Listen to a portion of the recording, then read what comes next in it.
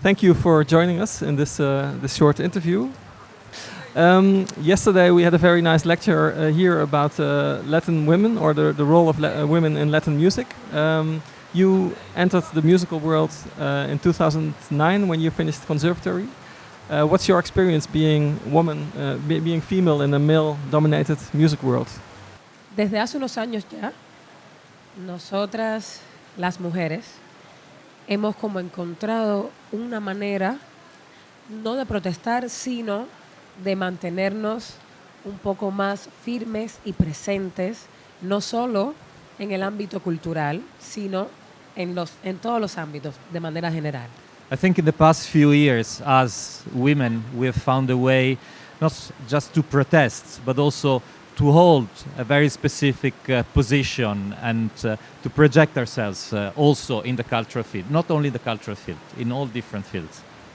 So, no, it's not like years and centuries back that the woman was like, in the back always.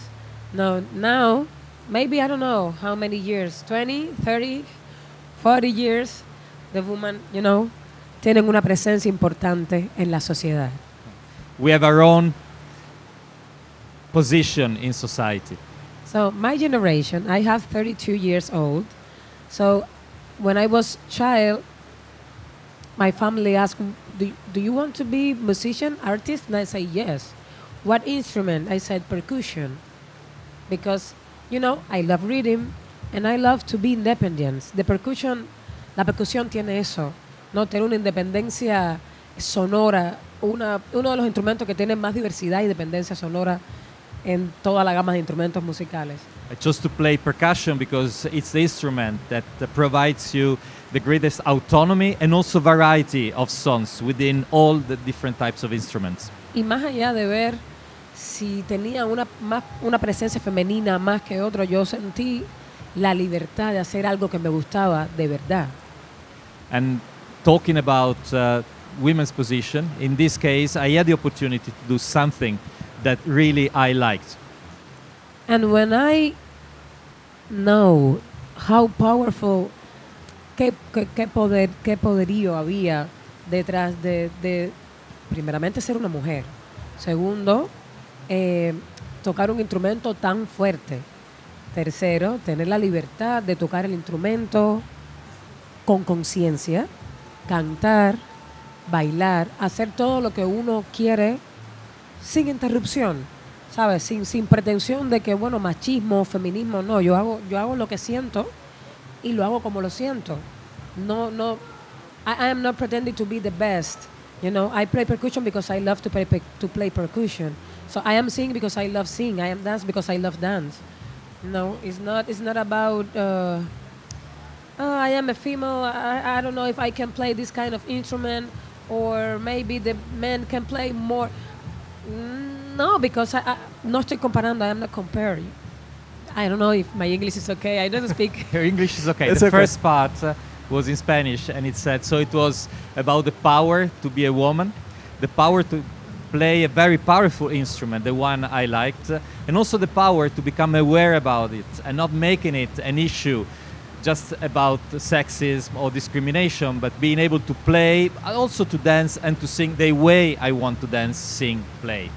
But I feel super happy to see more women in this mood, Mm-hmm. I can play conga, or I can play any musical style, I feel super happy for that. But in my case, I don't feel like, I can't play Latin music, or I can play rock and roll, because for me it's everything the same. If you like something, just do that. That's it. It's simple. It's super simple. Yeah. When you ask a kid, you say, "What do you want, black or white?" The kids say, "Or black or white or both." The kid don't say, maybe pink or maybe blue or pink, black or white, and that's it. It's simple. Yeah. Do that if you want. Okay. Can you tell me a bit? I really like to see that you play Bata. Bata is, of course, Afro-Cuban. It has a very strong history, heritage in its own. Can you tell me a bit more about how did you learn Bata music? Is it It's super funny because when I was in the school, I love to play drums, and I say, oh, when I finish the school, I want to be a drummer. And then 3 years after, we have a signature in Cuba, the signature called Practica. So the teacher teach us to teach.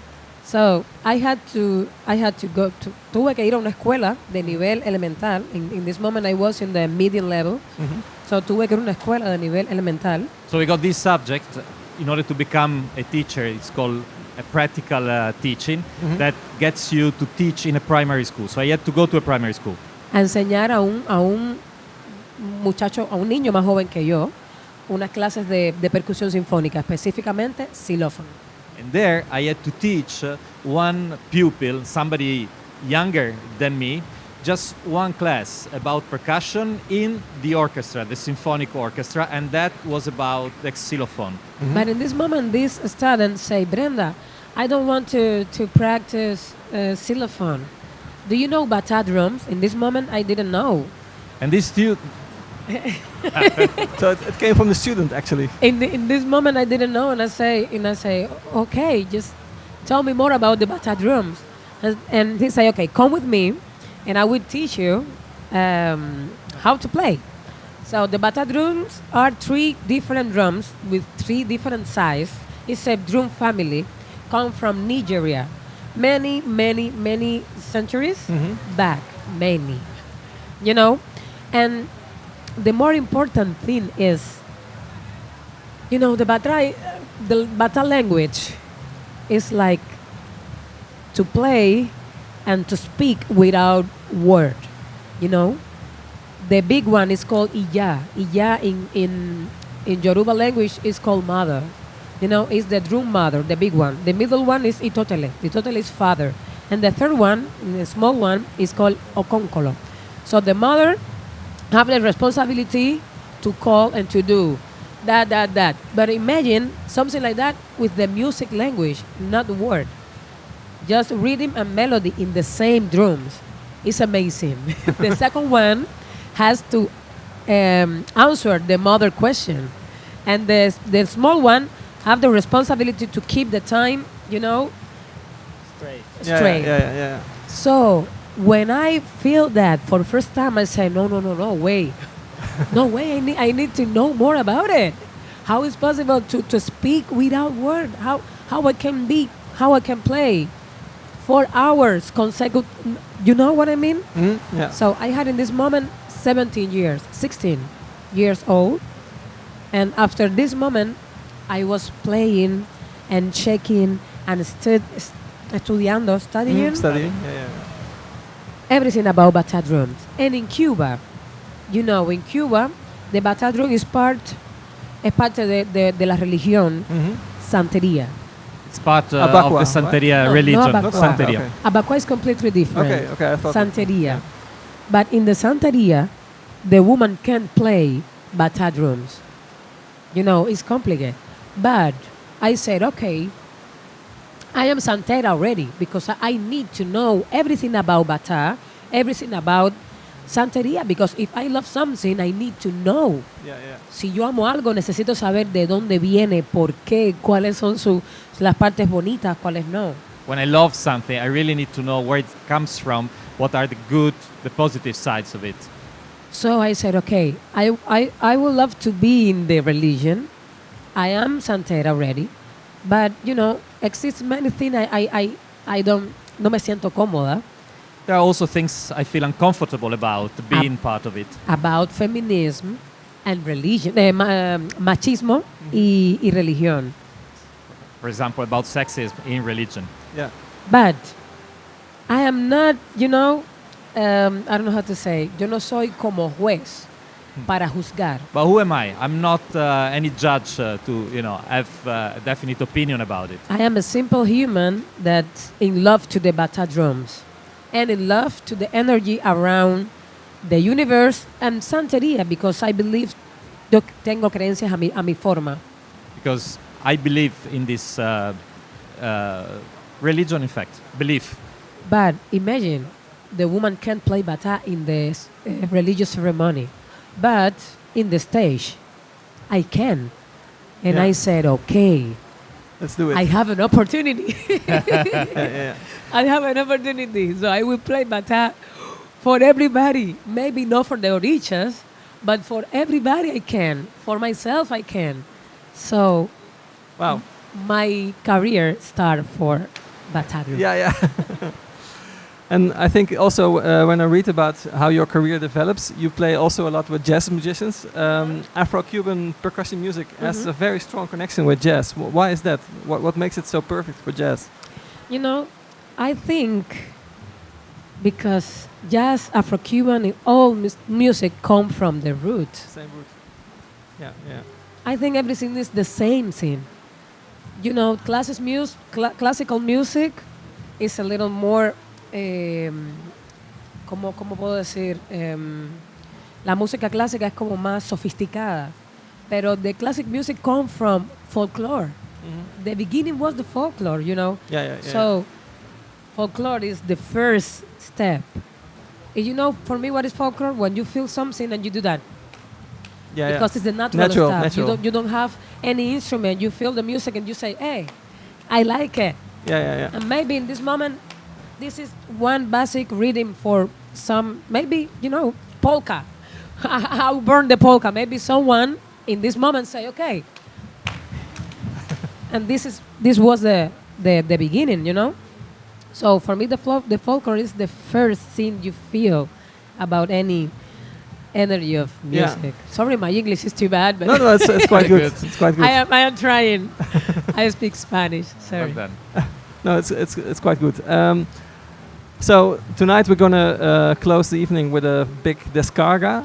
Can you tell me about your first experience with descarga? How was it when you first stepped into the arena and not knowing? The first one, I was super nervous. Estuve muy nerviosa because was in front of many people and I didn't know what to do. You know, I say, okay, I will play, but I feel a little insecure. But cuando tú entras al escenario o al momento, primero tienes ese miedo. So when you enter, when you are on stage, in the beginning, yes, you have this In the fear. moment? Yeah, yeah. Then you go to the flow. So luego te dejas llevar. And you let yourself be in the flow and being kept by the flow. Y terminas feliz. And at the end, you're happy. Terminas feliz. So playing in descarga is really like the most being in the moment you can be as a musician, right? Yeah, yeah. Now, no happened to me. Now I know. I go to the play. If I have any instrument I play or sing. You know, now it's more organic. I feel more quiet. But the beginning was, oh my God, what we do? Como Yeah, que yeah, voy a yeah. hacer, ¿no? Yeah. Pero ya no me pasa. Ya estoy como más tranquila. También It's quizás over now. un I'm poco relaxed. más más segura. También, even the people, cuando la gente está en conexión con lo que está pasando, es mucho más cómodo, es más sano. It's also a matter of being connected to what is happening. When everybody is connected, it's so much more relaxed. Yeah. Okay. Final question. In 2018, you published your first solo album, Mi Mundo. What are now the plans after these crazy 2 years? What are the future plans for you? Okay, I am in the single process. I don't feel like I will work hard for a new CD. I think today exists a lot consumism Consumerism, yes. for the music, and I feel if I work in one album and I put 10, 12 songs like that, the people will eat the album like this. So I will have to do an album 6 months, you know. So I think it's good to do one song and a good marketing around the one song for maybe 4 months or maybe one song 2 months, I think. And to mix the Afro-Cuban music with, you know, maybe rock, maybe R&B, maybe traditional Holland culture. Yeah. because I would love to know more about the other cultures, the other country, and to mix with my roots. Yeah, yeah, yeah, yeah. Which reminds me, how was it for you, like these past days, to be invited to so many projects during this festival and to? You know, for me it's no new because I am doing that always. You know, I am part of different project already, and you know what made me feel like in love? Years. The Okay. people, Yeah. yeah. Yeah, The yeah. music, yes. The energy, yeah. The festival, yeah. But that is my first time in Holland, and the first concert was just yesterday in the Yeah, same yeah, place, Yeah, yeah, yeah. and I was all people, you know, clapping, Clapping. Yeah, yeah, yeah. clapping, Yeah. and dancing and singing, and this energy marvelous. And I say, what? I love these people. I love this country. I love this place. I love the festival. You know, I feel super happy. Thank you Okay. for coming you. and thank you. Okay. Thank you for this interview. Thank you. Thank you very much.